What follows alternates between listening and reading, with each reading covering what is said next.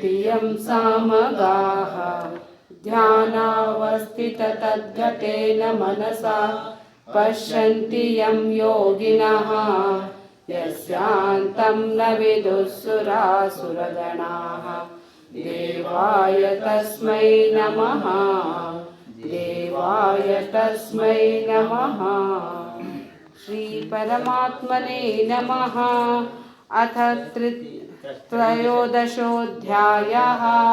श्रीभगवानुवाच अमानित्वमदम्भित्वम् अहिंसा क्षान्तिरार्जवम् आचार्योपासनं शौचं स्थैर्यमात्मविनिग्रहः इन्द्रियार्थेषु वैराग्यम् अनहङ्कार एव च जन्म मृत्युजरा व्याधि दुःखदोषानुदर्शनम् संगितबिल्बश्वङ्गः पुत्रदारगृहादिषु नित्यं च समचित्तत्वम् इष्टानिष्टोपपत्तिषु मयि चानन्ययोगेन भक्तिरव्यभिचारिणी विविक्तदेशसेवित्वम् अरतिर्जनसंसदि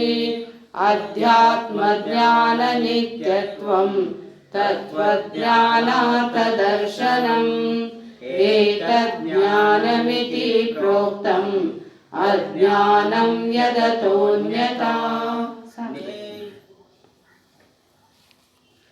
ಇದೆಲ್ಲ ಉದುನ್ ಕಡ್ಡಿ ಹಚ್ಚಿರಿ.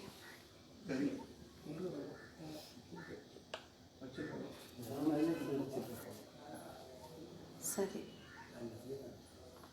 ಪರಮ ಪೂಜ್ಯ ಜಗದ್ಗುರು ಸಿದ್ಧಾರೂಢ ಸ್ವಾಮೀಜಿಯವರ ಪಾದಾರವಿಂದಗಳಲ್ಲಿಯೂ ಗುರುನಾಥರವರ ಪಾದಾರವಿಂದಗಳಲ್ಲಿ ಅನಂತಾನಂತ ವಂದನೆಗಳನ್ನು ಸಲ್ಲಿಸುತ್ತಾ ಇಲ್ಲಿ ನೆರೆದಿರುವಂತಹ ಎಲ್ಲ ಸಹೋದರ ಸಹೋದರರಿಗೂ ಮತ್ತು ಮಹಾತ್ಮರಿಗೆ ನನ್ನ ಅನಂತ ವಂದನೆಗಳು. ಇವತ್ತು ಭಗವದ್ಗೀತೆಯ 13ನೇ ಅಧ್ಯಾಯದ 7ನೇ ಶ್ಲೋಕದಿಂದ ನಾವು 11ನೇ ಶ್ಲೋಕದವರೆಗೆ ಮಾನವೀಯ ಮೌಲ್ಯಗಳ ಬಗ್ಗೆ ಕೆಲವು ಮೌಲ್ಯಗಳನ್ನು ಸವಿಸ್ತಾರವಾಗಿ ನಾವು ಅಧ್ಯಯನ ಮಾಡುವಂತಹ ಪ್ರಯತ್ನವನ್ನು ಮಾಡ್ತಾ ಇದ್ದೇನೆ. ಭಗವದ್ಗೀತೆಯಲ್ಲಿ ಈ ಮೌಲ್ಯಗಳಿಗೆ ಬಹಳ ಮಹತ್ವ ಇದೆ ಅಂತೇಳಿ. ಯಾರಾದರೂ ಒಂದು ತಮ್ಮ ಜೀವನದ ಸಾರ್ಥಕ ಪಡಿಸಿಕೊಳ್ಳಬೇಕಾಗಿದ್ದೇ ಆದರೆ ಜೀವನ್ಮುಕ್ತವೇ ಕೊನೆಯ ಹಂತ ಅಂತ ಹೇಳ್ತೇವೆ. ಆದರೆ ಜೀವನ್ಮುಕ್ತತೆಗೆ ಹೋಗಬೇಕಾಗಿದ್ದೇ ಆದರೆ ಈ ಎಲ್ಲ ಮೆಟ್ಟಲುಗಳು ನಮಗೆ ಸಾಧನೆಗಳಾಗಿದ್ದಾವೆ. ಸಾಧನೆ ಇಲ್ಲದೆ ಸಾಧಕನಾಗಿದ್ದವನು ಸಾಧನೆ ಇಲ್ಲದೆ ಸಾಧ್ಯವನ್ನು ಮುಟ್ಟಲಿಕ್ಕೆ ಸಾಧ್ಯವಿಲ್ಲ. ಕೇವಲ 6 ಶಾಸ್ತ್ರ ಪಠಿಸಿದರೇನು, 18 ಪುರಾಣ ಕಂಠಸ್ಥ ಮಾಡಿದರೇನು, ಆದರೂ ಸಹಿತ ಅವನಲ್ಲಿ ವಿನಯ ಒಂದು ಗುಣ ಇಲ್ಲದೆ ಇದ್ದಿದ್ದೇ ಆದರೆ ಸರ್ವಂ ವ್ಯರ್ಥ. ಅಹರಹ ಗರ್ವ ಪರಿತ್ಯಜ್ಯತಾಂ. ಈ ಗ್ರಂಥದಲ್ಲಿ ಇದೇ ಇದೆ, ಈ ಶ್ಲೋಕದಲ್ಲಿ ಇದನ್ನೇ ಇದೆ ಅಂತ ಹೇಳ್ತೀನಿ. ಆದರೆ ನನಗೊಂದೇ ತಿಳಿದಿದೆ, ನನ್ನ ಎದುರುಗಡೆ ಇದ್ದವರೆಲ್ಲ ಅಜ್ಞಾನಿ, ಇವು ಉಪಯೋಗ ಇಲ್ಲ ಅನ್ನುವಷ್ಟು ಮಟ್ಟಿಗೂ ಸಹಿತ ತುಚ್ಛವಾಗಿ ಮಾತನಾಡೋರನ್ನು ನಾವು ಭಾಳ ಮಂದಿಗೆ ನೋಡ್ತೇವೆ. ಅದಕ್ಕಾಗಿ ಅವನು ಗುರು ಆಗಿರಲಿ ಶಿಷ್ಯನಾಗಿರಲಿ, ಶಿಷ್ಯನಲ್ಲಿಯೂ ವಿನಯ ಗುಣ ಇರಬೇಕು ಮತ್ತು ಅದರಂತೆಯೇ ಗುರುವಿನಲ್ಲಿಯೂ ಕೂಡ ವಿನಯ ಗುಣ ಇದ್ದ ಬಿಟ್ಟಿರ್ತೈತೆ. ಯಥಾ ಗುರು ತಥಾ ಶಿಷ್ಯ. ಅದಕ್ಕಾಗಿ ಬ್ರಹ್ಮಾಸ್ಮಿತಿ ವಿಭಾವ್ಯತಾಂ ಅಹರಹ ಗರ್ವ ಪರಿತ್ಯಜ್ಯತಾಂ ದೇಹೇಹಂ ಮತಿರುಜ್ಯತಾಂ ಬುಧಜನವಾದ ಪರಿತ್ಯಜ್ಯತಾಂ. ಅಂದರೆ ಎಲ್ಲವೂ ನನಗೆ ತಿಳಿದಿದೆ, ನನ್ನಷ್ಟು ಕೋನ್ಯೋಸ್ತಿ ಸದೃಶೋಮಯ ಅಂದಿದ್ದೇ ಆದರೆ ಅವರು ಅಸುರರು ಅಂಥೇಳಿ ಗುರುತಿಸಲ್ಪಡ್ತಾರೆ. ರಾವಣ ಎಲ್ಲಕ್ಕಿಂತ ಶಾಣೆ ಇದ್ದಾನೆ.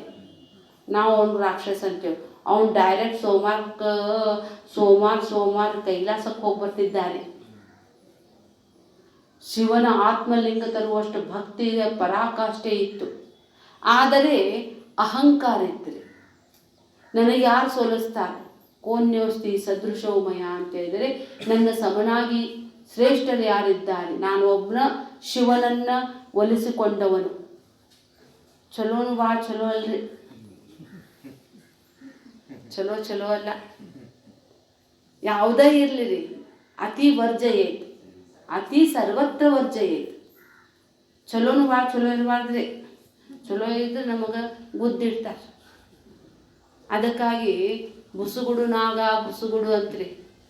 ಒಂದು ಊರಾಗ ಒಂದು ಹಾವಿತ್ತಂತ್ರಿ, ಎಲ್ಲಾರ್ಗೂ ಕಡಿತಿತ್ತಂತ. ಶ್ರಾವಣ ಮಾಸ ಗುರುಗಳು ಬಂದಿದ್ದಂತ. ಆ ನಾಗಪ್ಪ ಹೇಳ್ದ ಅಂತ, ಏನಪ್ಪ ನೀ ಬಂದ ಏನು ನಿನ್ನ ಜೀವನ ಸಾರ್ಥಕ, ಎಲ್ಲಾರ್ಗೂ ದುಃಖವನ್ನೇ ಕೊಡ್ತಿ, ಎಲ್ಲಾರ್ಗೂ ಕಡಿಯೋದು, ಎಲ್ಲಾರ್ಗೂ ತ್ರಾಸ ಮಾಡೋದು ಮಾಡಬಾರ್ದಪ್ಪ, ವಿನಯವಂತನಾಗ, ಬರೀ ಯಾವಾಗಲೂ ನೀನು ಕಡಿಯೋದನ್ನು ಬಿಟ್ಬಿಡು. ಅದು ಗುರುಗಳ ಮಾತು ಕೇಳ್ತಂತ. ಮಾತು ಕೇಳಿದ ಕೂಡ ಮುಂದಿನ ವರ್ಷ ಶ್ರಾವಣಕ್ಕೆ ಬರೋ ತನಕ ಅಂದ್ರೆ ಅದು ಹಾವು ನಿಶಕ್ತ ಆಗಿ ಒಂದು ನಮೂನೆ ಆಗಿಬಿಟ್ಟಿತ್ತಂತ. ಹಿಂಗಾಗಿ ಅದು ನಾಗಪ್ಪ ಅಂತ ಕೇಳಿದ್ರಂತ, ನಿಮ್ದು ಉಪದೇಶದ ಪರಿಣಾಮ ರೀ ಅಂತಂದ್ರೆ. ಅದನ್ನು ಯಾಕೆ ಅಂತ, ನಾ ಕಡಿಯೋದನ್ನು ಬಿಟ್ಬಿಟ್ಟೆ ಎಲ್ಲಾರ್ಗೂ, ನಾ ಏನು ಮಾಡಂಗಿಲ್ಲ ಅನ್ನೋದು ಎಲ್ಲಾರ್ಗೂ ಗೊತ್ತಾಗ್ಬಿಡ್ತು.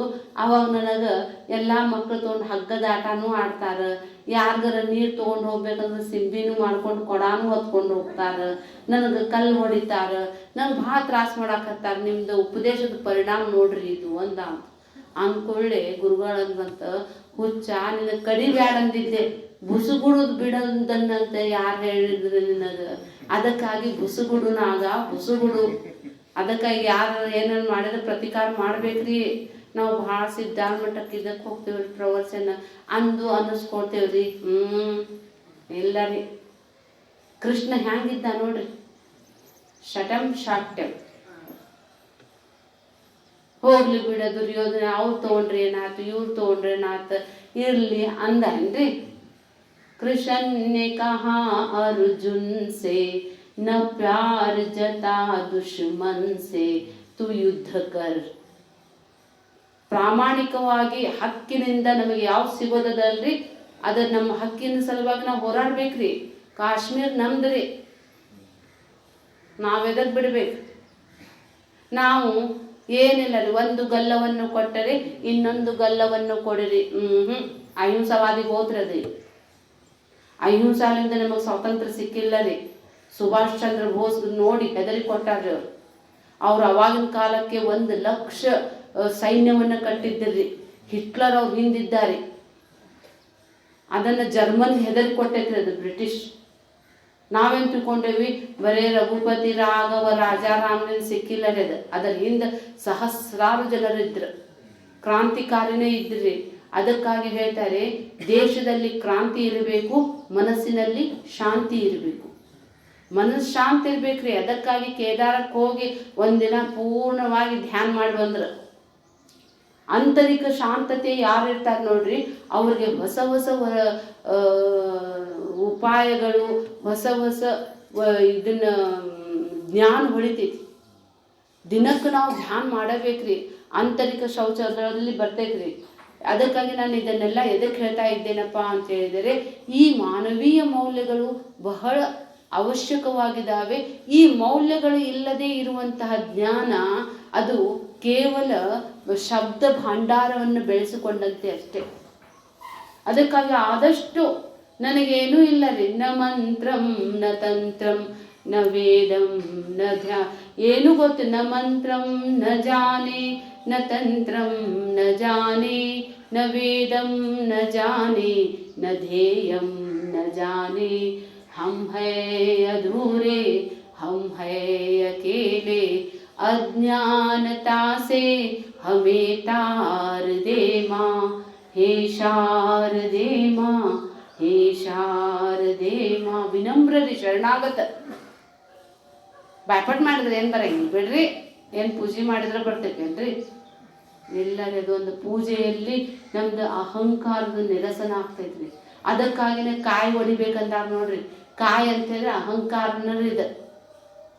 ಅದನ್ನು ಹೊಡಿಬೇಕಂದಾರ ನಾವೇನಿಲ್ಲ, ಕಾಯಿ ತಂತ ಹೊಡೆದ್ಬಿಟ್ಟೇವೆ. ಅಹಂಕಾರ ನಾಶ ಆಗೋದೇ ಅಧ್ಯಾತ್ಮದ ಪ್ರಥಮ ಸೋಪಾನದೇ. ಈ ಅಹಂಕಾರದ ನಾಶ ಸಲುವಾಗಿನೇ ಅಮಾನಿತ್ವ, ಮದಂಬಿತ್ವ, ಅಹಿಂಸಾ, ಶಾಂತಿ, ಆರ್ಜವಂ, ಆಚಾರ್ಯೋಪಾಸನಂ, ಶೌಚಂ, ಸ್ಥೈರ್ಯ, ಆತ್ಮವಿನಿಗ್ರಹ.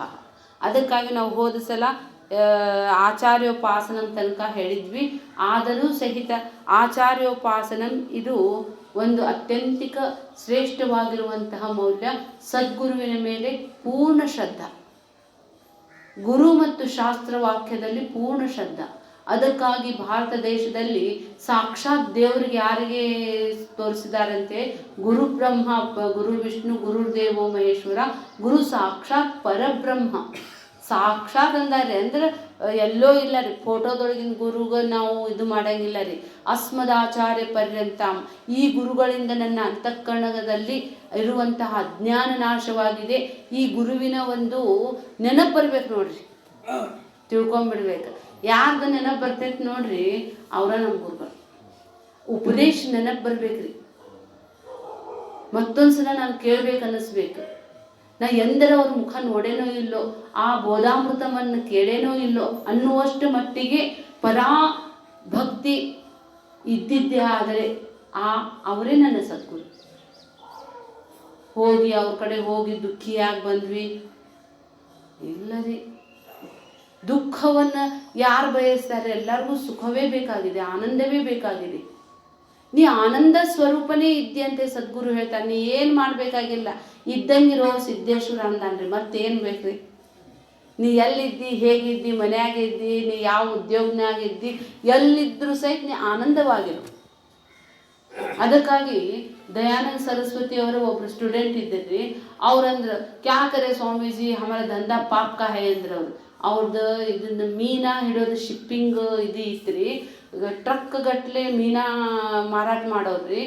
ಅವ್ರಿಗನ್ನಿಸ್ತದೆ ಜೀವ ಹತ್ಯೆ ಮಾಡಬಾರ್ದು ಅಂತ ನಮ್ದು ಕಲ್ಪನೆ ರೀ. ಆದರೆ ಅವ್ರಂದ್ರೆ ಏ ಪಾಪ ಕಾ ದಂಧಾ ನೈ, ಓ ಆಪ್ಕ ಬಾಪ್ ಕಾ ದಂಧಾ ಹೈ. ಅದಕ್ಕಾಗಿ ನಮ್ಮಲ್ಲಿ ಧರ್ಮ ವ್ಯಾಧನ ಕಥೆನೂ ಐತ್ರಿ. ಎಷ್ಟು ಇವು ಎಲ್ಲ ಅಧ್ಯಾತ್ಮದ ಸೂಕ್ಷ್ಮತೆ ರೀ.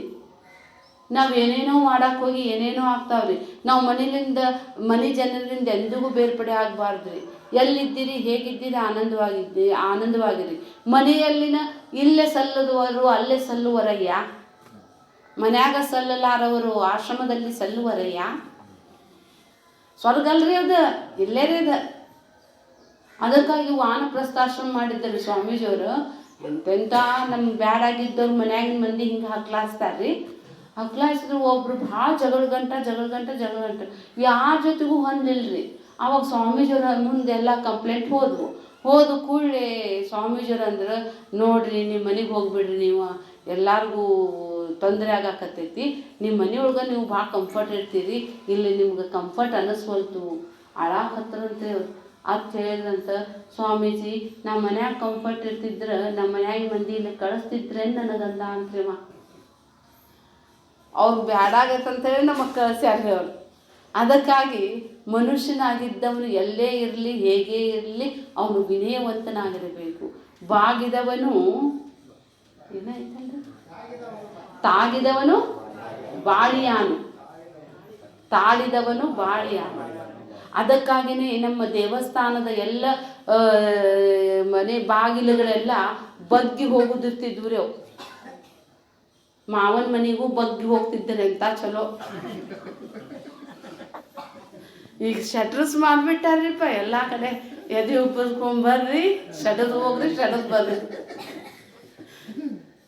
ತಲೆ ಬಗ್ಗಿಸಿ ಬರ್ತಿದ್ರಿ. ಬರ್ರಿ ಅವಾಗ ಮತ್ತೆ ಅಂತಿದ್ರು ಸಾವಕಾಶ ಬರ್ರಿ, ಇನ್ನೂ ಬಗ್ತಿದ್ರಿ ಅವರು.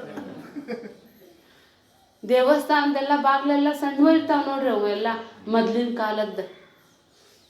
ಅದಕ್ಕೆ ಬಗ್ಗಿದವನು ಬುದ್ಧನೂ ಹೆಚ್ಚಂತಾರ್ರಿ, ಅದನ್ನು ಗೊತ್ತದ. ಆದರೂ ಸಹಿತ ಅವು ದೇವರಿಗೆ ಸಮರ್ಪಿಸುವಂತಹ ಆಹಾರಗಳು ಸಹಿತ ಅದರಲ್ಲಿ ಇಂಡೈರೆಕ್ಟ್ ನಮಗೆ ಬಗ್ಗುದ ತೋರಿಸ್ಯಾರ. ಬಾಳೆಹಣ್ಣು ಪರಿಪಕ್ವತೆ ಬಂದ್ರೆ ಅದು ಬಗ್ತೈತ್ರಿ, ಗೋಧಿ ತನಿ ಬಗ್ತೈತ್ರಿ, ಅಕ್ಕಿ ಭತ್ತ ಬಗ್ತದೆ. ಅದ ಜೋಳ ಮತ್ತು ಸಜ್ಜಿ ಅವು ಸೆಟದ್ ನಿಂದಿರ್ತಾವೆ ನೋಡ್ರಿ. ನಾಲ್ಕು ಸದೃಶೋಮಯ ಅವು ದೇವ್ರ ನೈವೇದ್ಯ ಆಗಂಗಿಲ್ಲ ರೀ. ನಮ್ಮ ಅಜ್ಜಾಗ ಒಂದು ಇದ್ರಿ, ಚಲೋರು ಬೇಕು ಕೆಟ್ಟವರು ಬೇಕಂತ ಹೇಳಿ ಸಿದ್ದಾಡಜ್ಜಾಗ ಜೋಳದ ರೊಟ್ಟಿ, ಜೋಳದ ನುಚ್ಚು ಮಾಡ್ತಾರ್ರಿ.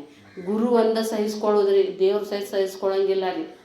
ಅದಕ್ಕಾಗಿ ಈ ಗುಣಗಳು ಅತ್ಯಂತ ಶ್ರೇಷ್ಠವಾದದ್ದು.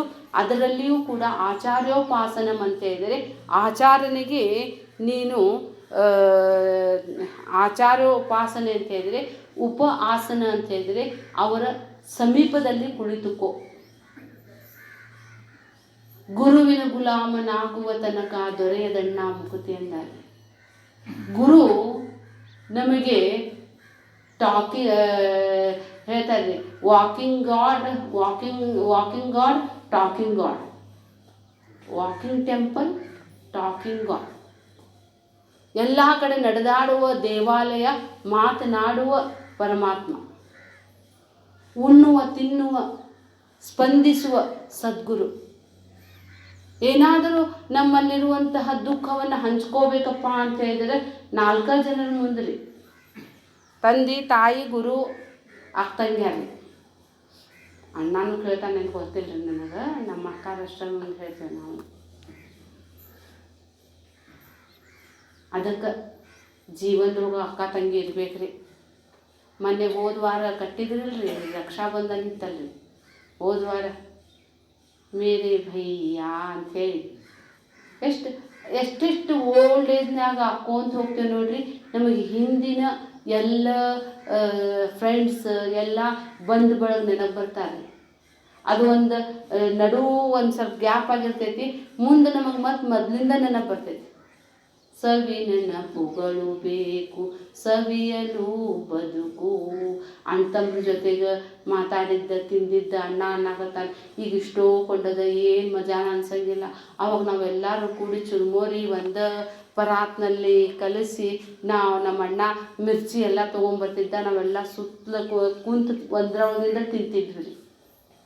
ಅವನು ಅನ್ನಕತ್ತಾನೆ ಈಗ ಏನು ತಿಂದ್ರು ನಾವು ರುಚಿ ಹತ್ತಂಗಿಲ್ಲ ಅಂತೇಳಿ. ಆ ಒಂದಿನ ರಕ್ತಂಗ್ಯಾರ ಮೇರ ಹಾಕಿರ್ತೈತಿ ನೋಡ್ರಿ, ವೈನಿ ಅವ್ರ ತೋರ್ ಮನೆಗೆ ಹೋಗಿರ್ತಾಳ, ಅವಾಗ ಅದು ನಮ್ಮ ಮನೆ ಆಗಿರ್ತೈತಿ. ಎಷ್ಟು ಸಂಬಂಧಗಳಲ್ಲಿಯೂ ಕೂಡ ಎಷ್ಟು ಆನಂದ ಇವೆ, ಆದರೆ ಸಂಬಂಧದಲ್ಲಿಯೂ ಕೂಡ ಉಳಿಸ್ಕೊಂಡು ಹೋಗೋದು ಭಾಳ ಕಷ್ಟದ ರೀ ಈಗಿನ ಕಾಲದಲ್ಲಿ. ಸಂಬಂಧಗಳು ಈಗೆಲ್ಲ ಇದರಲ್ಲಿ ನೋಡ್ತಾ ಇದ್ದೇವೆ ನಾವು, ಲಾಭ ಹಾನಿಯ ದೃಷ್ಟಿಯಿಂದ ನೋಡ್ತಾ ಇದ್ದೇವೆ. ಲಾಭ ಹಾನಿ ಇಲ್ಲ ರೀ, ಬ್ಲಡ್ ರಿಲೇಷನ್ ಅದ ನೋಡ್ರಿ, ಅವರಷ್ಟು ನಮಗೆ ಸಮೀಪ ಮತ್ತೆ ಯಾರು ಅನ್ಸಂಗೇ ಇಲ್ಲ ರೀ. ಎದಕ್ಕಂತ ಹೇಳಿದ್ರೆ ಅದು ಭಗವಂತ ಹಂಗೆ ಮಾಡಿಬಿಟ್ಟಿದ್ದಾನೆ. ಈಗ ನಾವು ಎಲ್ಲರೂ ಊರಿಗೆ ಹೋಗ್ಲಿ, ನಮ್ಮ ಊರಿನವ್ರು ಸಿಕ್ಕರು ಊಟಕ್ಕೆ ಕರಿತಾರೆ. ಅದ ನಾವು ಬೇರೆ ಸ್ಟೇಟ್ನಾಗ ಹೋದ್ರೆ ಕನ್ನಡದವ್ರು ಕರಿತಾರೆ. ಹಂಗೆ ಬೇರೆ ದೇಶದಲ್ಲಿ ಹೋದ್ರೆ ಭಾರತೀಯರದ ಒಂದು ಗುಂಪು ಇರ್ತೈತೆ, ಅವಾಗ ಎಷ್ಟು ನಮ್ಮವ್ರಿ. ಇದು ಇಲ್ಲಿ ಭೂಮಿಯ ಒಂದು ಆತ್ಮೀಯತೆ ಹೆಚ್ಚದ ಅಂತೇಳಿ. ಅದಕ್ಕಾಗಿ ಇಲ್ಲಿ ಎಲ್ಲಕ್ಕಿಂತ ಒಂದು ವಿಲಕ್ಷಣವಾದ ಸಂಬಂಧ ಯಾವುದಪ್ಪ ಅಂತ ಹೇಳಿದ್ರೆ ಗುರು ಶಿಷ್ಯನ ಸಂಬಂಧ ಒಂದು ವಿಲಕ್ಷಣ ರೀ. ನಾ ಖೂಂಕರಿಸ್ತಾನೆ ಏನೂ ಅಲ್ಲ ರೀ, ಆದರೂ ಸಹಿತ ಆ ಸದ್ಗುರುವಿನ ಮುಂದೆ ನಾವು ಮಕ್ಕಳಂತೆ ಆಗ್ತೇವೆ ಅಂತೇಳಿ ನಮ್ಮೆಲ್ಲ ಕಷ್ಟ ಸುಖಗಳನ್ನೇ ಹೇಳ್ಕೋತೀವಿ. ಅವರು ಸಹಿತ ನಮಗೆ ಎಷ್ಟು ಸಮಾಧಾನ ಹೇಳ್ತಾರೆ. ಅವರ ಗುರುವಾಣಿಯಲ್ಲಿ ನಮಗೆ ಅನೇಕ ಸಮಸ್ಯೆಗಳಿಗೆ ಪರಿಹಾರನೂ ಸಿಗ್ತಿರ್ತೈತಿ. ಅದಕ್ಕಂಥೇಳಿ ಓಡಿ ಬರ್ತೇವೆ ನಾವು, ಇಲ್ಲಂದ್ರೆ ನಮಗಿದಕ್ಕೆ ಬೇಕಾಗಿತ್ತು ರೀ. ಅದಕ್ಕಾಗಿ ನಮ್ಮ ಮನಸ್ಸಿನ ಕೊಳೆಯನ್ನು ಆ ಸದ್ಗುರು ತೊಳಿತಾನೆ. ಅಗಸ ಬಟ್ಟೆ ತೊಳೆಯಬಹುದು, ಆದರೆ ಸದ್ಗುರು ನನ್ನ ಮನಸ್ಸಿನ ಕೊಳೆಯನ್ನೇ ಸ್ವಚ್ಛ ಮಾಡಿಬಿಡ್ತಾನೆ. ಹೀಗಾಗಿ ಆ ಒಬ್ಬ ಸದ್ಗುರುವಿಗೆ ಕೃತಜ್ಞತೆ ತೋರಿಸೋ ಸಲುವಾಗಿ ನಾವೆಲ್ಲ ಗುರು ಪೂರ್ಣಿಮಾ ಕಾರ್ಯಕ್ರಮ ಮಾಡ್ತೇವೆ. ಅವರಿಗೆ ನಮ್ಮಿಂದ ಏನಾದರೂ ಕಾಣಿಕೆ ಕೊಡುವಂತಹ ಒಂದು ಮನಸ್ಥಿತಿ ಆಗ್ತೈತ್ರಿ. ಅದಕ್ಕಾಗಿ ಗುರುವಿಗೆ ಕೊಟ್ಟಿದ್ದು ನಮಗೆ ಧನ್ಯತಾ ಭಾವ. ಅಂತಹ ಏಕಲವ್ಯ ಆ ಗುರು ಕೇಳಿದ್ದನ್ನು ಹೆಬ್ಬಟ್ಟನ್ನು ಹಿಂದೆ ನೋಡಂಗಿಲ್ಲ, ಮುಂದೆ ನೋಡಂಗಿಲ್ಲ. ಕೇಳಿದಲ್ಲ ತಗೋರಿ ಅಂತ ಕೊಟ್ಟ ಬಿಟ್ಟ. ಆದರೆ ಗುರು ನಮಗೆ ಕ್ರೂರವಾಗಿ ಕಾಣಿಸ್ಬೋದು, ಆದರೆ ಆ ಗುರು ಅವನಿಗೆ ಜೀವನದಲ್ಲಿ ಅಜರಾಮರ ಮಾಡಿದ್ದಾನೆ. ಈಗಾದರೂ ಸಹಿತ ಗುರು ಭಕ್ತಿಗೆ ಸಾಟಿ ಅಂಥೇಳಿ ಆ ಇವನಿಗೆ ಏಕಲವ್ಯನನ್ನು ನೆನೆಸುವಂತೆ ಮಾಡಿದ.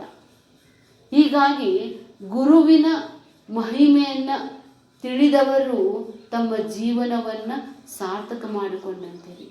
ಅದಕ್ಕಾಗಿ ಈ ಮಾನವೀಯ ಮೌಲ್ಯಗಳೆಲ್ಲ ಗುರುವಾಣಿ ರೀ. ಡೂಸ್ ಆ್ಯಂಡ್ ಡೋಂಟ್ಸ್, ಯಾವುದು ಮಾಡಬೇಕು ಮಾಡಬಾರ್ದು. ಅದಕ್ಕಾಗಿ ಆಚಾರ್ಯೋಪಾಸನಂ ಅಂತ ಹೇಳ್ತಾರಲ್ಲ, ಆ ಆಚಾರ್ಯನಿಂದಲೇ ನಮ್ಮ ಜೀವನವೇ ಪರಿವರ್ತನವಾಗುತ್ತದೆ. ಎಂತಹ ಡಕಾಯಿತನಾಗಿರುವಂತಹ ನಾರದ ರತ್ನಾಕರ ಎನ್ನುವನು ವಾಲ್ಮೀಕಿಯಾದ. ದುಷ್ಟ ಅಂಗುಲಿಮಾಲನಂತಹ ದುಷ್ಟ ವ್ಯಕ್ತಿಯೂ ಕೂಡ ಒಬ್ಬ ಬೌದ್ಧ ಭಿಕ್ಷು ಆದ. ನಮ್ಮಂತಹ ಸಾಮಾನ್ಯ ಜನರು ಸಹಿತ 4 ಮಂದಿ ಸಹಿತ ಗುರ್ತಾ ಹಿಡಿದ ಮಾತಾಡ್ಸ್ತಾರ. ಸಿದ್ದಾಮಠ ಪಾಡಿಗಳು ನಿಂದ್ರಸಕ್ಕೆ ಕೊಡ್ಲಿಲ್ರಿ. ಮೊದಲು ಬರ್ರಿ ಅವ್ವಾರ ಅಂದ್ರಿ. ಅಂದರೆ ನಾನು ಸಾಕ್ರಿ, ಮತ್ತೇನು ಬೇಕ್ರಿ? ಅದಕ್ಕೆ ಧನಬಲಕ್ಕಿಂತ ಜನಬಲ ಶ್ರೇಷ್ಠ ರೀ. ಜನರನ್ನು ಗಳಿಸಿದ್ದೇ ಆದರೆ ಆ ಜನರಿಂದಲೇ ಉದ್ಧಾರದರಿ. ಧನ ಏನ್ರಿ ನಿಮ್ಮ ಟ್ರೆಜರಿ ಒಳಗೆ ಕುಂತಿರ್ತೈತಿ, ನಿಮ್ದು ಪಾಸ್ಬುಕ್ನಾಗ ಅಷ್ಟ ಬರೆದು ಕೊಟ್ಟಿರ್ತಾರೆ. ಜನ ನೋಡ್ರಿ, ನಮ್ಮ ಎದುರುಗಡೆ ಬಂದು ನಾವು ನಗ್ತೇವಿ, ಮಾತಾಡ್ತೇವಿ. ನಮ್ಮ ಮನಸ್ಸಿನಲ್ಲಿರುವಂತಹ ಎಷ್ಟೋ ಸುಖ ದುಃಖಗಳನ್ನು ಹಂಚಿಕೊಳ್ಳುವಷ್ಟು ನಿಯರೆಸ್ಟ್ ಜನರೂ ಇರ್ತಾರೆ. ಹಣ ಕೇಳಂಗಿಲ್ಲ ರೀ, ಅದು ಜನ ಕೇಳ್ತಾರೆ. ಅದಕ್ಕಾಗಿ ಮನುಷ್ಯ ಸಂಘ ಜೀವಿ ರೀ. ಬೇಕ್ರಿ, ಜನ ಬೇಕು. ಜನರಿಂದ ದೂರ ಆಗಬಾರ್ದು. ಜನರು ಬೇಕಂತೇಳಿನೇ ಸಿದ್ಧ ಹಡಜ್ಜ ಇಷ್ಟು ಮಠ ಕಟ್ಟಿದ್ದಾನೆ, ಕೈಲಾಸ ಮಂಟಪ ಕಟ್ಟಿದ್ದಾನೆ, ಪರಸ್ಪರ ವಿಚಾರ ವಿನಿಮಯ ಮಾಡ್ರಿ ಅಂತೇಳಿ ಪಾಠಶಾಲೆ ಕಟ್ಸಿದ್ದಾರೆ. ಇಲ್ಲಂದ್ರೆ ಅವ್ರಿಗೆ ಎದಕ್ಕೆ ಬೇಕಾಗಿತ್ತು? ಕೌಪೀನವಂತ ಖಲು ಭಾಗ್ಯವಂತ ಅಂತ ಅಡ್ಡಾಡ್ಕೊಂತ ಹೋಗ್ಬೋದಾಗಿತ್ತು. ಆದರೂ ಸಹಿತ ಜಿಜ್ಞಾಸುಗಳಿಗೂ ಸಹಿತ ನಮ್ಮಂಥವ್ರಿಗೆ ನಾವು ಪ್ರಾಪಂಚಿಕರ ಜೊತೆ ಕೂಡ್ಕೊಳ್ಳೋಕ್ಕೂ ಬರಂಗಿಲ್ಲ ರೀ. ಅವ್ರ ಮಾತು ನಮಗೆ ಭಾರಿ ಸಪ್ಪ ಅನ್ನಿಸ್ತಾವ. ಇವು ಏನು ಮಾತಾಡಕತ್ತಾವೋ ಅನ್ನಿಸ್ತೈತಿ.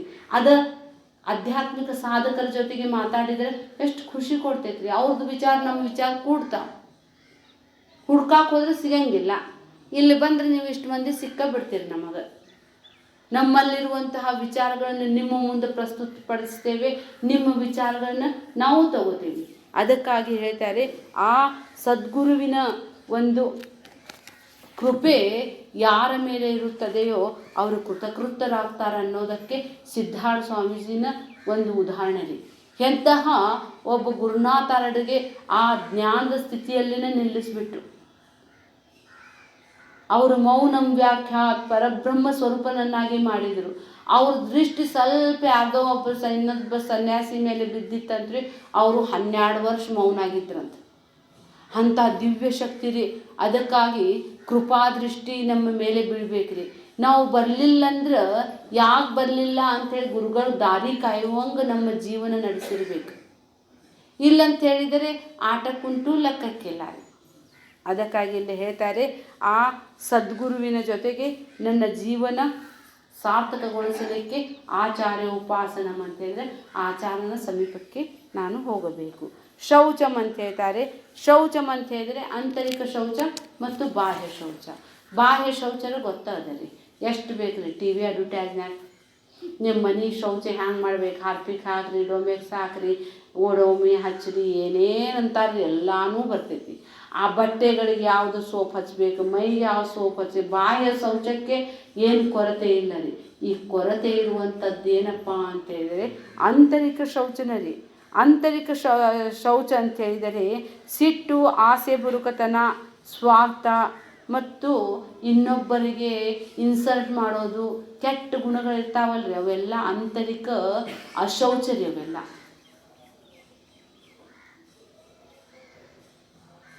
ಅನ್ನಿಸ್ತೈತ್ರಿ ಒಬ್ಬೊಬ್ರದ್ದು. ಬಾಯಿ ಸ್ವಚ್ಛ ಇರ್ಬೇಕಂತ್ರಿ. ಬಾಯಿ ಸ್ವಚ್ಛ ಅಂತ ಹೇಳಿದ್ರೆ ಹಲ್ಲು ಸ್ವಚ್ಛ ಇರಬೇಕು, ನಾಲ್ಗಿನೂ ಸ್ವಚ್ಛ ಇರಬೇಕು, ಮಾತು ಸ್ವಚ್ಛ ಇರ್ಬೇಕ್ರಿ. ಮಾತಿನಲ್ಲಿ ಅವಾಚ್ಯ ಪದಗಳನ್ನು ಬಳಸಬಾರ್ದ್ರಿ. ಮಾತಿನಲ್ಲಿ ನಾಲಿಗೆ ಮೇಲೆ ಆ ಸರಸ್ವತಿ ದೇವಿ ನೆಲೆಸಿದಾಳೆ. ಜಿಹ್ವಾಮೇ ಮಧುಮತ್ತಮ ವಕ್ತ್ರೇ ಸರಸ್ವತಿ ತಿಷ್ಠತು. ನುಡಿದರೆ ಮುತ್ತಿನ ಹಾರದಂತಿರಬೇಕು, ನುಡಿದರೆ ಮಾಣಿಕ್ಯದ ದೀಪ್ತಿಯಂತಿರಬೇಕು, ನುಡಿದರೆ ಸ್ಫಟಿಕದ ಶಲಾಕೆಯಂತಿರಬೇಕು, ನುಡಿದರೆ ಜಂಗಮ ಮೆಚ್ಚಿ ಅಹುದಹುದೆನಬೇಕು. ಇದಕ್ಕೆ ನಾಲಿಗೆಯ ಶೌಚ ಅಂತ ಹೇಳ್ತಾರೆ. ಶೌಚದ ಇಲ್ಲದೆ ಇರುವಂಥ ವ್ಯಕ್ತಿಗೆ ನೋಡ್ರಿ, ಮಾತಾಡಿದ್ರೆ ಸಾಕ್ರಿ ನಾಲ್ಗೆ ಕುಲ ಹೇಳ್ತೈತ್ರಿ. ಇವರು ಎಷ್ಟು ಮಟ್ಟದ ಜನ ಇದ್ದಾರೆ ಅನ್ನೋದು ಗೊತ್ತಾಗ್ಬಿಡ್ತೈತಿ. ಇವರ ಮಾತಿನಿಂದಲೇ ಇವರು ದೊಡ್ಡ ವ್ಯಕ್ತಿನೋ ಅಥವಾ ಸಣ್ಣ ವ್ಯಕ್ತಿ ಅನ್ನೋದು ಗೊತ್ತಾಗ್ಬಿಡ್ತೈತಿ. ಅದಕ್ಕಾಗಿ ಕೈಲಾಸ ಮಂಟಪದೊಳಗೆ ನೋಡ್ರಿ, ಅಲ್ಲಿ ಮಹಾತ್ಮರದ ಒಂದು ವೇದಿಕೆ ನಡೆದಿರ್ತೈತಿ. ಅಲ್ಲಿ ಮಾತಾಡ್ಬೇಕಂದ್ರೆ ಗಡಗಡ ಅನ್ನಿಸ್ತೈತಿ.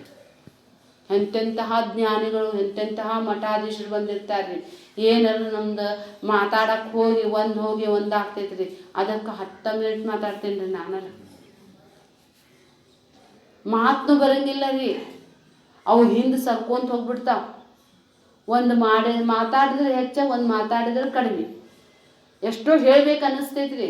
ಆದರೂ ಸಹಿತ ನನ್ನ ಮೂರ್ಖತನವನ್ನು ಮುಚ್ಚಬೇಕಾಗಿದ್ದೆ ಆದರೆ ಮೌನವೇ ಅದು ಢಕ್ಕನೆ ಮುಚ್ಚಳ ಇದ್ದಂಗ್ರಿ.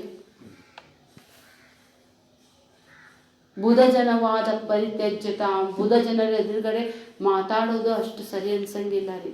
ದೊಡ್ಡವ್ರ ಮುಂದೆ ಮೊದಲಿನ ಕಾಲಕ್ಕೆ ಯಾರೂ ಮಾತಾಡ್ತಿದ್ದೇನೆ ಇಲ್ಲ, ಇನ್ನೂ ಮಾತಾಡಂಗಿಲ್ಲ ರೀ. ಆದ್ರೆ ಈಗ ದೊಡ್ಡವ್ರು ಇಟ್ಕೊಳಕತ್ತಿಲ್ಲಲ್ರಿ. ಭಾಳ ಕೆಟ್ಟ ಜನ ಜಗತ್ತು ಬಂದೈತ್ರಿ. ಆ ಸಣ್ಣವ್ರ ಜೊತೆ ಸಣ್ಣವ್ರು ಆಗಕ್ಕೆ ಹೋಗ್ತಾವ್ರಿ, ಡಾನ್ಸ್ ಮಾಡ್ತಾವ್ರಿ. ಇವಕ್ಕೆ ಯಾರು ಮಾಡಂದಿರ್ತಾರೋ ಇವ್ರಿಗೆ ಹ್ಯಾಂಗೆ ಗೌರವ ಕೊಡ್ಬೇಕ್ರಿ? ಇವರ ಬಟ್ಟೆ, ಇವರ ಮಾತುಕತೆ, ಇವರ ನಡವಳಿಕೆ ನೋಡಿ ನಮಗನ್ನಿಸ್ಬೇಕ್ರಿ ಇವ್ರ ಮೇಲೆ ಶ್ರದ್ಧಾ ಬರಬೇಕು, ಗೌರವ ಬರಬೇಕು. ಅದು ಮನುಷ್ಯಾಗ ಒತ್ತಾಯದಿಂದ ಗೌರವ ಪಡೆಯೋದಲ್ಲ ರೀ. ಅದಕ್ಕಾಗಿ ಜೀವನವನ್ನು ಶೌಚ ಅಂತ ಹೇಳಿದರೆ ನಮ್ಮ ನಡವಳಿಕೆಯೂ ಶುದ್ಧವಾಗಿರಬೇಕು, ಪ್ರಾಮಾಣಿಕವಾಗಿರಬೇಕು. ನನ್ನನ್ನು ನೋಡಿದ್ದೇ ಆದರೆ ಅವ್ರಿಗನ್ನಿಸ್ಬೇಕು, ಅಬ್ಬಾ ಇವರಲ್ಲಿ ನನಗೇನಾದರೂ ಒಂದು ಒಳ್ಳೆಯತನ ಸಿಗುತ್ತದೆ ಅಂಥೇಳಿ ಅವರ ಹತ್ತಿರ ಹೋಗಬೇಕಂತ ಅನ್ನಿಸ್ಬೇಕ್ರಿ. ಅಶೌಚ ಅವಾಚ್ಯ ಮಾತಾಡೋರು, ಅಶ್ಲೀಲ ಮಾತಾಡೋರು ಮುಖ ನೋಡಿದ್ರೆ ಬೇಜಾರು ಬಂದ್ಬಿಡ್ತೈತ್ರಿ. ಒಂದು ಮಾತನ್ಯಾಗೂ ಸಹಿತ ಗೊತ್ತಾಗ್ತೈತ್ರಿ. ದೊಡ್ಡ ಒಂದು 10 kg ಅನ್ನ ಮಾಡಿದರೂ ಸಹಿತ ಅದ್ರ ಒಂದು ಅಗಳ ತೊಗೊಂಡ್ರೆ ಸಾಕ್ರಿ. ನೀವು ಒಂದೇ ಸಲ ಮಾತಾಡೋಣಂದ್ರೂ ಸಾಕ್ರಿ. ಅವಾಗ ಒಂದೇ ಸಲ ರೀ ಆ ಮನುಷ್ಯನ ವ್ಯಕ್ತಿತ್ವಕ್ಕೆ ಕುಂದು ಬರುತ್ತದೆ, ಮಜಾ ಬರ್ತೈತ್ರಿ. ಎಷ್ಟೋ ಆಧ್ಯಾತ್ಮಿಕನೂ ಇರ್ತಾರ್ರಿ. ಏನೋ ಒಟ್ಟು ಜನರು ತಮ್ಮ ಖಬರ್ ತಾವ ಕಳ್ಕೊಂಡ್ಬಿಡ್ತಾರೆ. ಆದರೂ ಸಹಿತ ಹೆಣ್ಮಕ್ಳಿಗೆ 6th ಸೆನ್ಸ್ ಅದ ಅಂತ ಹೇಳ್ತಾರೆ. ವ್ಯಕ್ತಿಯನ್ನು ಅಳೆಯಬೇಕಾಗಿದ್ದೇ ಆದರೆ ಆ ಹೆಣ್ಮಕ್ಳಿಗೆ ಗೊತ್ತಾಗ್ತೈತ್ರಿ ಇವ್ರು ಹಿಂಗ ಇದ್ದಾರಂತೇಳಿ.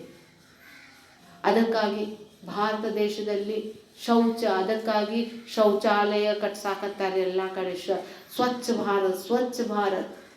ಸ್ವಚ್ಛ ಅಂದರೆ ಈಗ IT ದಾಳಿ ಎಲ್ಲ ಸ್ವಚ್ಛನೇ ಇದೆ. ಈಗ 5 ವರ್ಷದೊಳಗೆ ಸ್ವಚ್ಛ ಆಗ್ತೈತೆ ನೋಡ್ರಿ, ಇನ್ನೂ ಸ್ವಚ್ಛ ಆಗ್ತೈತಿ. ಗಡಸ್ರಿ ಅನ್ಯಾಯದ ಮನೆ ಎಂದಿಗೂ ಖಾಲಿನೇ ಇದೆ. ಅವ್ರ ಮಕ್ಕಳು ಉಪಯೋಗನೇ ಇಲ್ಲ ರೀ. ಯಾರ್ಯಾರು ಬ್ರಿಟಿಷ್ರಿಗೆ ಹೆಲ್ಪ್ ಮಾಡಿ ನಮ್ದು ಸ್ವಾತಂತ್ರ್ಯ ಹೋರಾಟದ ಒಬ್ರದ್ದು ಅಡ್ರೆಸ್ ಕೊಟ್ರೆ ಎಷ್ಟೋ ಎಕರೆ ಭೂಮಿ ಕೊಡ್ತಿದ್ರಂತ್ರಿ ಅವ್ರು ಅವಾಗ. ಇವು ಆಶ್ ಬುರುಕತನಕ ರೀ ಆ ಸಂಗೊಳ್ಳಿ ರಾಯಣ್ಣ ಊಟಕ್ಕೆ ಕುಂತಾಗನ ಅವ್ರು ಈ ಕುಂತಾನ ನೋಡ್ರಿ, ಮನೆಗೆ ಬಂದಾನ ಊಟಕ್ಕೆ ಕುಂತಾನ ಅಂತೇಳಿ ಬ್ರಿಟಿಷರಿಗೆ ಹೇಳಿದ್ದವ್ರಿಗೆ ಅವ್ರ ಮನೆಯೊಳಗೆ ಹೊಕ್ರಂತ. ಅದ ಪಾಪ ಸಂಗೊಳ್ಳಿ ರಾಯಣ್ಣ ಊಟಕ್ಕೆ ಕುಂತಿದ್ದ ಅಂತ ಅವ್ರು ಬ್ರಿಟಿಷರು ಬರಾಕತ್ತಾರ ಅಂದಿದ್ದಕ್ಕನ ಅವ್ರ ತಾಯಿ ಸಿಟ್ಟಲಿಂದ ಹೇಳಿದ್ಲಂತ, ನನ್ನ ಮಗ ನನ್ನ ಮನೆಗೆ ಬಂದಿದ್ದು ಯಾರು ಹೇಳ್ಯಾರಲ್ಲ ಅವ್ರ ಮನೆ ಅನ್ನದೊಳಗೆ ಹುಳ ಬೀಳಲಿ ಅಂತೇಳಿ ಶಾಪ ಕೊಟ್ಲಂತ. ಇನ್ನಾದರೂ ಸಹಿತ ಹುಳ ಆಗ್ತಾವಂತ್ರಿ ಅವ್ರ ಮನೆಯೊಳಗೆ ಅನ್ನದೊಳಗೆ.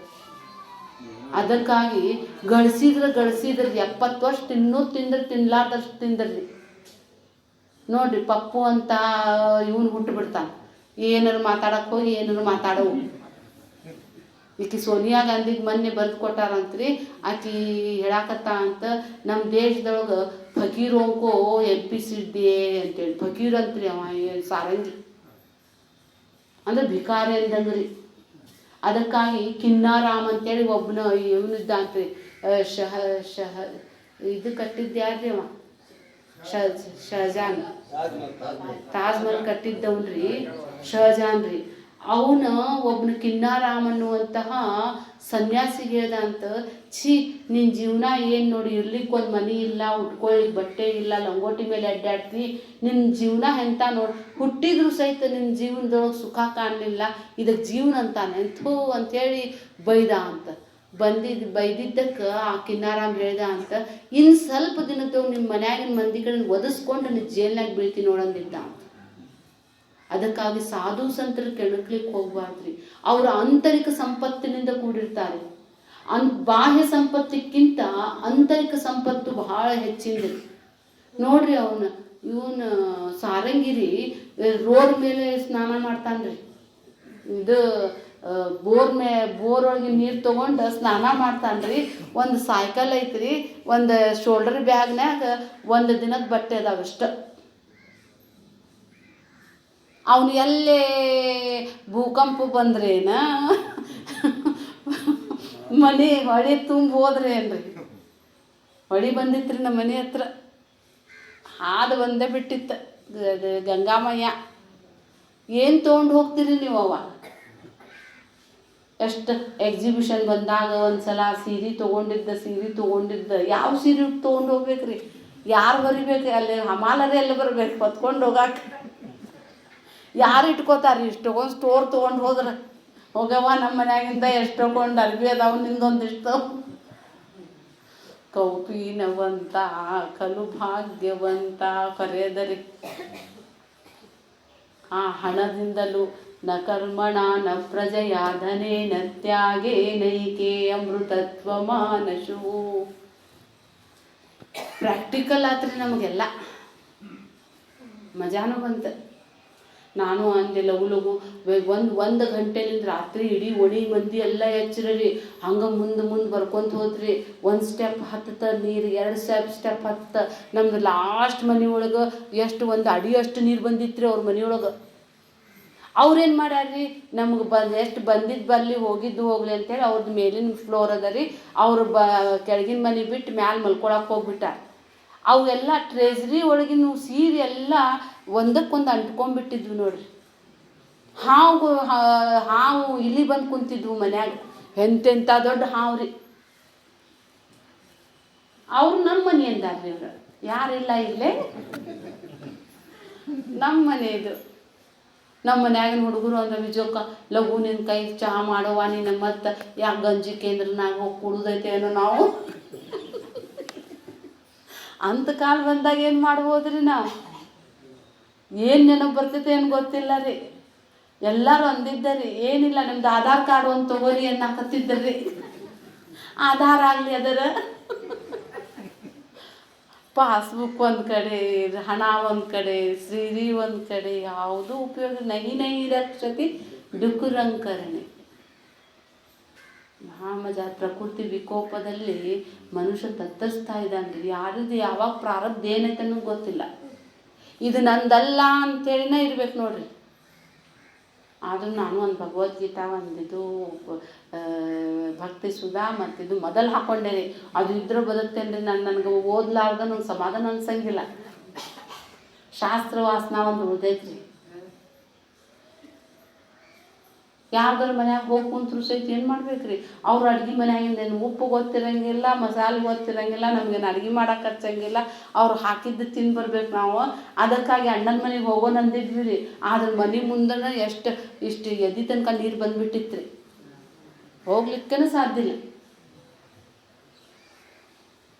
ಪ್ರಕೃತಿಯ ರುದ್ರ ರೂಪ ಅಂತ ನೋಡ್ರಿ, ಅದು ನೋಡ್ದಂಗೆ ಆಯ್ತು. ಅದಕ್ಕಾಗಿ ಹೇಳ್ತಾರೆ, ಜೀವನದಲ್ಲಿ ಎಂತಹ ಪ್ರಸಂಗಕ್ಕೆ ನಾವು ಯಾವಾಗ ಒಳಪಡ್ತೇವೆ ಗೊತ್ತಿಲ್ಲ ರೀ. ಅಂತಹ ಶಹಜಾನ್ನ ಜೇಲ್ನಾಗ ಹೋಗಿ ಬಿದ್ದಾನ್ರಿ. ಅದಕ್ಕಾಗಿ ಜೀವನದಲ್ಲಿ ಎಂತಹ ಕಷ್ಟಗಳು ಬಂದರೂ ಸಹಿತ ತಡೆದುಕೊಳ್ಳಲಿಕ್ಕೆ ಶಕ್ತಿ ನಮ್ಮ ಭಾರತೀಯ ಸಂಸ್ಕೃತಿಯಲ್ಲಿ ಗುರುಕುಲದೊಳಗನ ಕೊಟ್ಬಿಡ್ತಿದ್ದರು ಅವರು. ಮೈ ಮೇಲೆ ಬಟ್ಟೆ ಇಲ್ಲದೆ ಬದುಕೋದು, ಬೆಳಗ್ಗೆ 4 ಗಂಟೆಗೆ ಏಳೋದು, ಉಪ್ಪಿಲ್ಲದೆ ತಿನ್ನೋದು, ಎಲ್ಲ ಕೆಲಸ ನೆಲ ಎಲ್ಲ ತಾವು ಮಾಡೋದು. ಎಷ್ಟು ಪರಿಶ್ರಮದ ಜೀವನ ರೀ. ಯಾರು ಪರಿಶ್ರಮ? ಅದಕ್ಕಾಗಿ ಮೊದಲ ಅಂತಿದ್ದರ್ರಿ, ಗಳಿಸಿದ್ದವ ದುಡ್ಡಿದ್ದವನು ಸುಖಿ ಅಂತಿದ್ದರ್ರಿ. ಈಗ ಉಲ್ಟಾರಿ, ದುಡಿಮೆ ಇದ್ದವನು ಸುಖಿ ರೀ. ದುಡಿಮೆ ಇರಬೇಕ್ರಿ. ಹಣ ಯಾವಾಗ ಅವನು 2,000 ಬಂದ್ ಮಾಡ್ತೇನೆ ಅನ್ನಕತ್ತಾನ್ರಿ. ಎಷ್ಟು ಹಣ ಇದ್ರೂ ಸಹಿತ ಕುಂತ ತಿಂದ್ರೆ ಕುಡುಕಿ ಹುಣ್ಣನೂ ಸಾಲಂಗಿಲ್ಲ.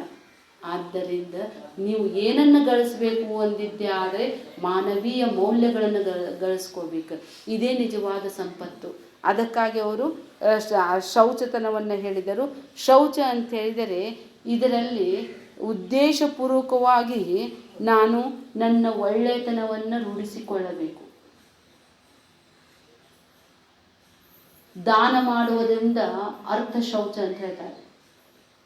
ದಾನದಿಂದ ನಾ ಗಳಿಸಿರುವಂತಹ ಹಣದ ಸ್ವಚ್ಛ ಆಗುತ್ತದೆ ಅಂತ ಹೇಳ್ತಾರೆ. ಶೌಚದ ಆಗಲಿಲ್ಲಪ್ಪ ಅಂತ ಹೇಳಿದರೆ ಅದಕ್ಕೆ ನಮಗೆ ಜೀವನದಲ್ಲಿ ಈಗ ಎಷ್ಟೋ ಮಂದಿಗೆ ನೋಡ್ರಿ ಮನೆ ಎಲ್ಲ ಕಳ್ಕೊಂಡು ಕುಂತಾರ. ಅದಕ್ಕಾಗಿ ಅವ್ರಿಗೆ ಎಷ್ಟು ತ್ರಾಸದ. ಆದರೆ ನಾವು ನಮಗೆ ಕೊಟ್ಟಿದ್ದನ್ನು ಒಬ್ಬ ಟ್ರಕ್ದವನಿಗೆಲ್ಲ ಹಾಕಿ ಕಳಿಸಿದ್ರಂತ್ರಿ. ಕಳಿಸಿದ್ರೆ ಅವ್ನು ತನ್ನ ಮನೆಗೆ ತೊಗೊಂಡು ಹೋಗ್ಬಿಟ್ಟಾನ. ಆಮೇಲೆ ಇಲ್ಲದೆ ಎಷ್ಟು ಒದ್ದಾಡಕತ್ತಾರ್ರಿ ಜನ. ಆ ಊರಿಗೆ ತೊಗೊಂಡು ಹೋಗಪ್ಪ ಅಂತೇಳಿ ತನ್ನ ಮನ್ಯಾಗ ಇಳಿಸ್ಕೊಂಡು ಬಿಟ್ಟಾನಂತೆಲ್ಲ. ಅಂದರೆ ಜೀವನ ಭಾಳ ಮಹತ್ವದ ರೀ. ಕಷ್ಟಕ್ಕೆ ಸಿಲುಕಿದವರಿಗೆ ರಕ್ಷಣೆ ಮಾಡಬೇಕು ಅಂತೇಳಿ ಮುಂದೆ ಹೇಳ್ತಾರೆ. ಸ್ಥೈರ್ಯಂ ಅಂತ ಹೇಳ್ತಾರೆ. ಆಚಾರ್ಯೋಪಾಸನಂ ಶೌಚಂ ಸ್ಥೈರ್ಯಂ. ಸ್ಥೈರ್ಯಂ ಅಂತ ಹೇಳಿದರೆ ಧೈರ್ಯ ರೀ. ಇದು ಸಹಿತ ನಿಷ್ಠೆ ಸ್ಥಿರತೆ ಅಂತ ಹೇಳ್ತಾರೆ. ಮೋಕ್ಷ ಸಾಧನೆಯಲ್ಲಿ ಬದ್ಧತೆ, ನಿಷ್ಠೆ, ಸ್ಥಿರತೆ ಅಂಥೇಳಿ ಶಂಕರಾಚಾರ್ಯರು ಹೇಳ್ತಾರೆ. ಸ್ಥೈರ್ಯವುಳ್ಳ ವ್ಯಕ್ತಿಯು ತನಗೆ ಮೋಕ್ಷವೊಂದೇ ಮಹತ್ವದ್ದಾಗಿರುತ್ತದೆ ಎಂಬ ಸುನಿಶ್ಚಿತ ಸಿದ್ಧಾಂತಕ್ಕೆ ಬಂದಿರುತ್ತಾನೆ. ಇಂಥ ವ್ಯಕ್ತಿ ಅವನು ಸನ್ಯಾಸಿಯಾಗಿರುತ್ತಾನೆ, ಸ್ವಾಮಿಯಾಗಿರುತ್ತಾನೆ. ತನ್ನ ಮನಸ್ಸಿನ ಮೇಲೆ ಯಾರು ಸ್ವಾಧೀನಪಡಿಸಿಕೊಂಡಿರುತ್ತಾರೋ ಅವರೇ ಸ್ವಾಮಿ.